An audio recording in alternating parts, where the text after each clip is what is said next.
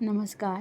11 मई 2026 दोपहर 12:38 पर मंगलदेव राशि परिवर्तन करने जा रहे हैं। इस दिन मंगलदेव मीन राशि से निकलकर मेष राशि स्वयं की राशि में प्रवेश करेंगे और 20 जून 2026 की रात तक मेष राशि में ही रहेंगे।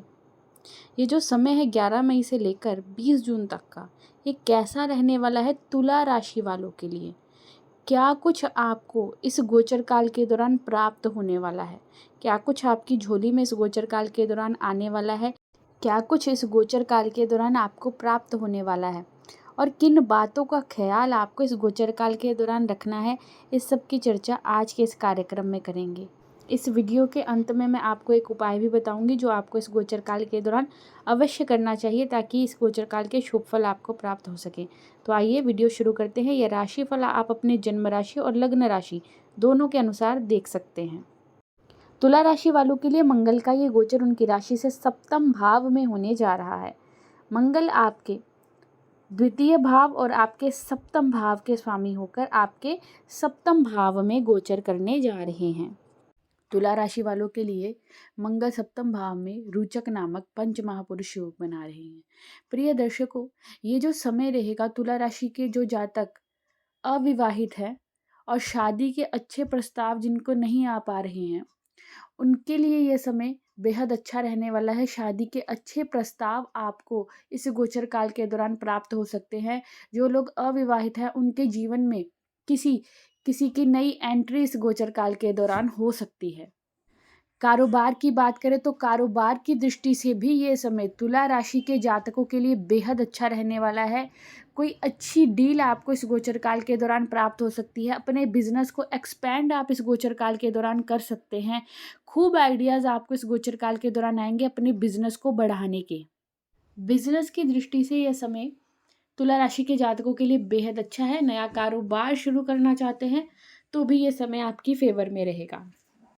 दाम्पत्य जीवन की बात कर ले, वैवाहिक जीवन की बात कर ले, तो जो लोग विवाहित हैं परंतु उनकी मैरिज में पहले से ही कोई प्रॉब्लम चल रही थी, सेपरेशन की तरफ जो लोग जा रहे थे या फिर डाइवोर्स की तरफ जो लोग जा रहे थे, बहुत ज़्यादा चांसेस है कि इस गोचर काल के दौरान आपका वो कार्य आगे बढ़ सकता है। डाइवोर्स की तरफ बात और आगे बढ़ सकती है या फिर सेपरेशन हो सकता है अगर पहले से ही प्रॉब्लम चल रही है तो।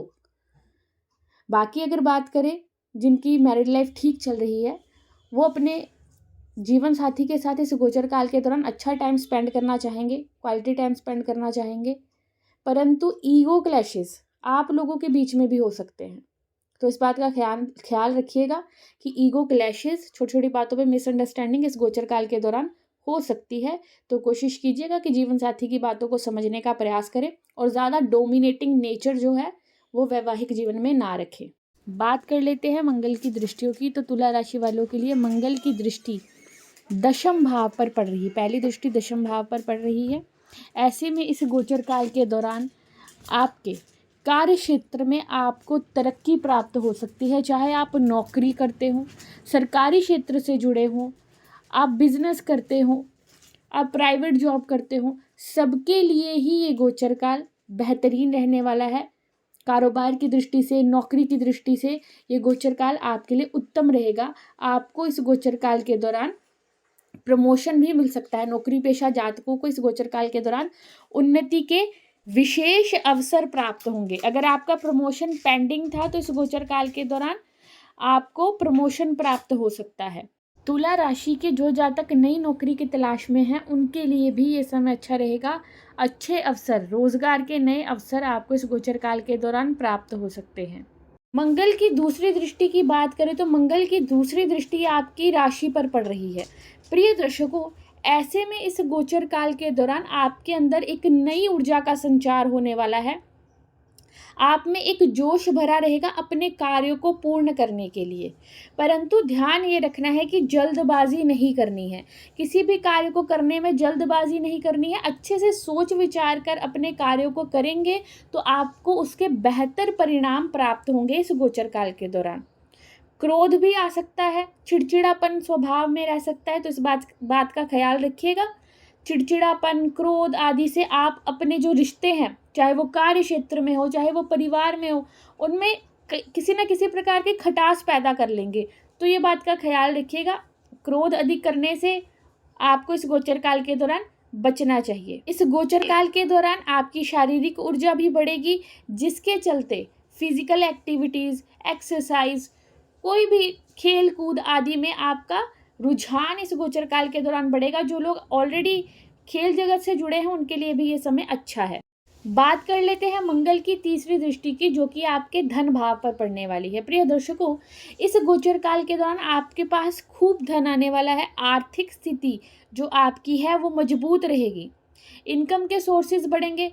मंगल आपके लिए धन आगमन के नए नए मार्ग बनाएंगे, परंतु ध्यान आपने इस बात का रखना है कि धन निवेश करते समय जल्दबाजी नहीं करनी है। देखिए, मैंने आपको पहले ही बोला कि जल्दबाजी आप इस गोचर काल के दौरान कर सकते हैं, तो उस चीज़ को आपने ध्यान में रखना है कि धन निवेश करते समय तो बिल्कुल भी जल्दबाजी नहीं करेंगे।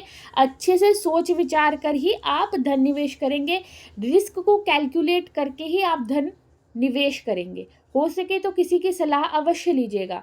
ज़्यादा जोखिम भरा धन निवेश आपको इस गोचर काल के दौरान करने से बचना चाहिए। बाकी आर्थिक स्थिति, आर्थिक पक्ष आपका इस गोचर काल के दौरान मजबूत रहेगा। ध्यान रखना होगा अपनी वाणी का, क्योंकि वाणी में आपकी थोड़ी सी कटुता इस गोचर काल के दौरान रहेगी, जिससे कि आपके पारिवारिक रिश्तों में भी परेशानी आपको देखने को प्राप्त हो सकती है। आपके परिवार के लोग आपकी बातों से हर्ट हो सकते हैं। आप मीन तो नहीं कर रहे होंगे ऐसा, परंतु आपकी वाणी में कड़वाहट इस गोचर काल के दौरान रहेगी, जो किसी न किसी के मन को ठेस पहुंचा सकती है। तो इस बात का अवश्य ख्याल रखिएगा। अपनी वाणी में मधुरता लाने का प्रयास कीजिएगा। ये तो हो गई मंगल की दृष्टियों की बात। प्रिय दर्शकों, मंगल का ये गोचर आपके स्वास्थ्य के भी थोड़ा सा ध्यान रखने वाला होगा। स्वास्थ्य को लेकर लापरवाही नहीं करनी है। अगर आपको पहले ही बीपी की समस्या है, पथरी की समस्या है, या फिर आपको हार्ट से संबंधित समस्या है, तो अपने स्वास्थ्य का विशेष ख्याल आपको इस गोचर काल के दौरान रखना चाहिए।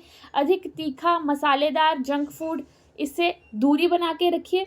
तीखे भोजन से दूरी बना के रखिए। और वाहन आदि चलाते समय भी आपको विशेष सावधानी इस गोचर काल के दौरान बरतनी चाहिए, क्योंकि चोट चपेट के योग आपके लिए इस गोचर काल के दौरान बन रहे हैं। तो वाहन चलाएं तो बिल्कुल भी लापरवाही नहीं करनी है, और अपने स्वास्थ्य को लेकर भी आपने बिल्कुल भी लापरवाह इस गोचर काल के दौरान नहीं होना है। बाकी आर्थिक पक्ष आपका इस गोचर काल के दौरान ठीक दिखाई दे रहा है।